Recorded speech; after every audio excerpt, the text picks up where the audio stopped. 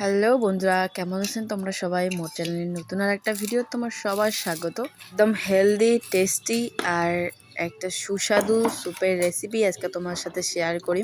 একবার হলে এটা ট্রাই করি খান। এই স্যুপটা বানাতে কিন্তু এই সব সবজি আমার লাগবে। যেহেতু চিকেন স্যুপ, তার জন্য মুই এটি 250 গ্রাম চিকেন নিয়ে আনিছো। তোমরা চাইলে বেশিও নিবার পান।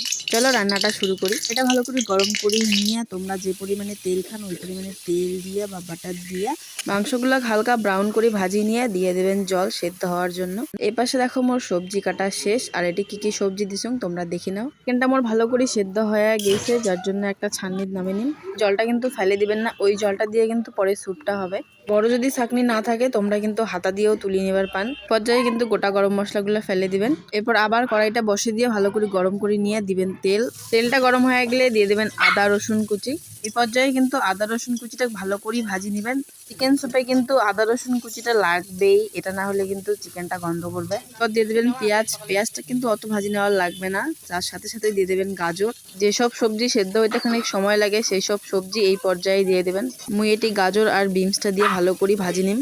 চিকেনটা ঠান্ডা হলে চিকেনটা কিন্তু এমন করে ছিঁড়ি ছিঁড়ি নেবেন। গাজর আর বিনসটা ভাজা হয়ে গেলে এদিকে আর বাকি সবজিগুলো দিয়ে দেবেন। এই সবজিগুলো দেওয়ার পর সাথে সাথে কিন্তু লবণ দিয়ে দিবেন। অল্প ভাজি নিয়ে দিয়ে দিবেন চিকেনের জলটা। চিকেনের জলটা হালকা ফুটিয়ে আসলে কিন্তু এমন আস্তে আস্তে নাড়তে থাকবেন। জোরে জোরে নাড়লে কিন্তু সবকিছু একেবারে গলি যাবে। জলটা যখনই অর্ধেকের বেশি শুকিয়ে যাবে তখনই গোলমরিচ গুঁড়া বা গোলমরিচ থেতলে দিয়ে দিবেন। এই পর্যায়ে কিন্তু আগুনের তাপটা কমিয়ে দিবেন। তোমরা স্যুপটা গাঢ় খাবার জন্য এই পর্যায়ে ক্যারোট পাউডার বা কর্নফ্লোর গলে দিয়ে দিবেন।